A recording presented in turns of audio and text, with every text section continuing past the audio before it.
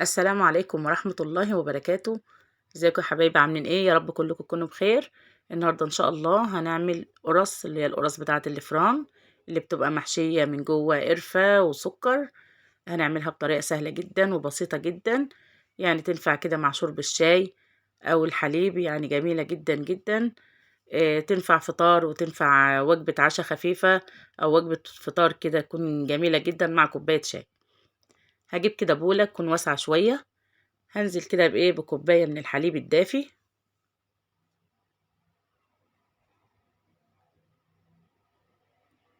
ومعلقة كده من الخميرة. هو الكيس بيعادل كده معلقة كبيرة من الخميرة.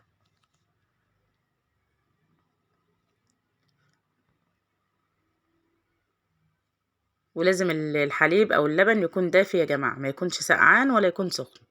وكمان هضيف 3 معالق كبار من السكر. لو حابة تقللي السكر تحطي معلقتين، مفيش مشكلة. انا حطيت هنا 3 معالق من السكر على كوباية حليب دافي ومعلقة كبيرة من الخميرة، وهقلب الخليط كويس بالشكل دون. قرصة كده مش هتاخد مننا اي وقت خالص، هنعملها كده في ثواني واحنا واقفين، مش هتاخد وقت خالص خالص، يعني في منتهى السهولة بصراحة. قلبنا الخليط بتاعنا كويس بالشكل ده. معايا هنا نص كوباية سمنة على زيت، يعني انا عايزة نص كوباية، نص ربعها سمنة وربعها زيت.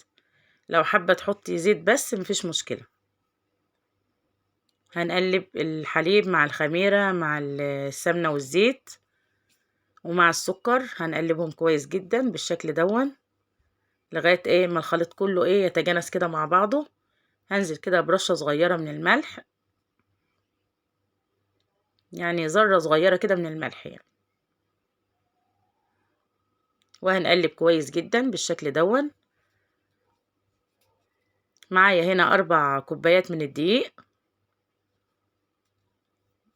انا هنزل ب3 كوبايات بس، 3 كوبايات ونص، وهسيب نص كوباية كده على جنب. لو العجينة بتاعتي طلعت سايحة شوية ومحتاجة هحط، مش محتاجة خلاص مش هحط. شايفين؟ هسيب نص كوباية كده على جنب. وهاخد معلقة كبيرة من البيكنج باودر، حط كده معلقة كبيرة من البيكنج باودر بس. وهنقلب بقى الدقيق مع الخليط بتاعنا. هتقلبيه في الاول بالمعلقة كده شوية، وبعد كده نبدأ نعجن بايدينا بعد كده. وانت بتقلبي بالمعلقة هتحسي ان العجينة هتبقى محتاجة كمان دقيق او مش محتاجة، يعني وانا بقلب كده انا حسيت ان هي لسه عايزة دقيق.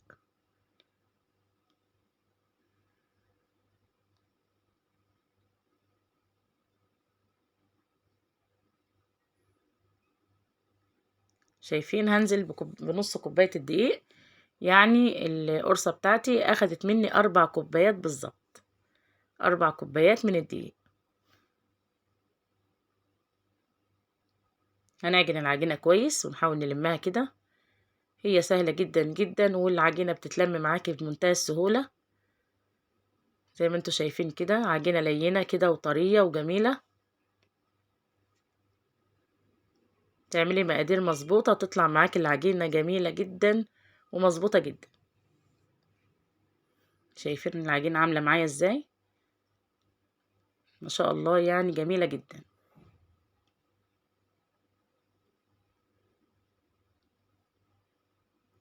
هغطيها بقى واسيبها حوالي ساعة على جنب كده. هسيبها كده تخمر كده حوالي ساعة، او العجينة بتاعتي ترتاح شوية.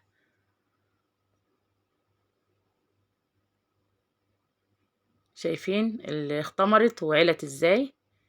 هبدأ بقى يعني اطلع منها الهواء اللي فيها ده كله. احاول كده اطلع منها الهواء كله بالشكل اللي انتوا شايفينه دون. عجينة طرية جدا ولينة بالشكل اللي انتوا شايفينه دون.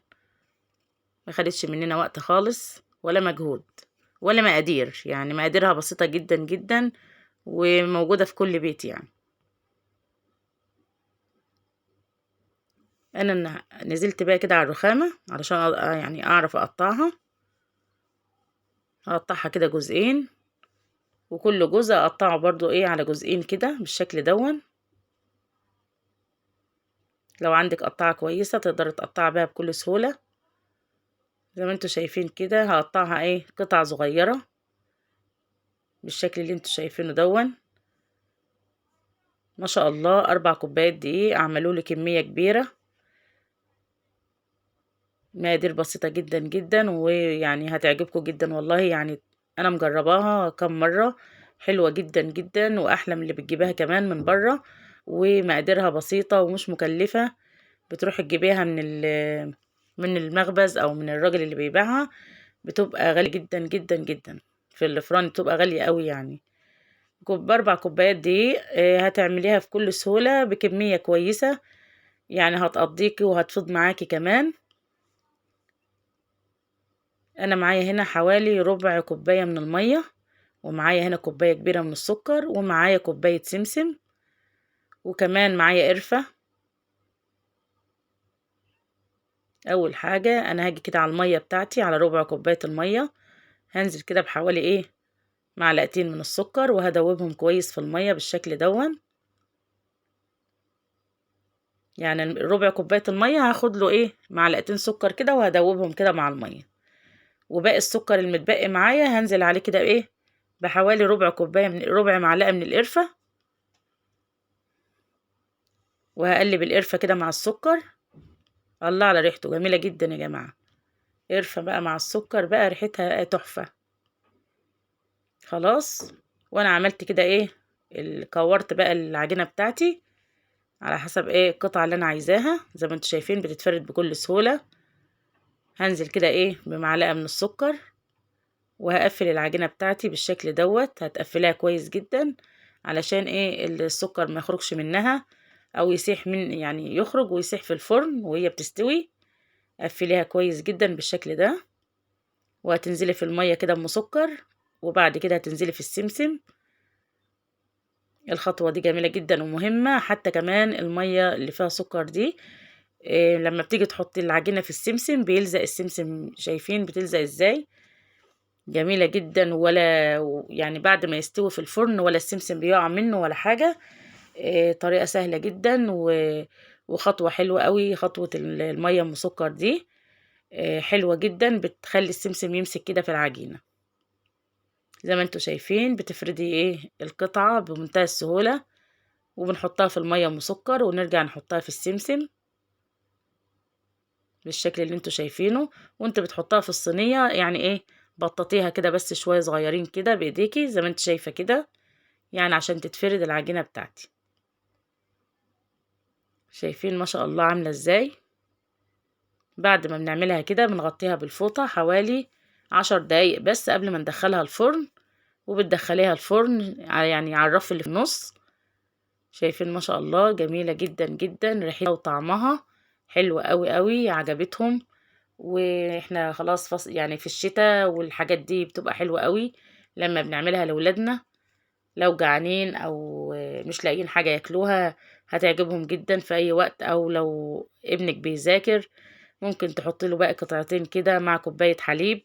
وجبة جميلة جدا جدا وسهلة وبسيطة، ما خدتش مننا وقت ولا مجهود ولا مكونات. مع كوباية شاي كده تشربيها الصبح او تتعشي بيها، يعني جميلة جدا.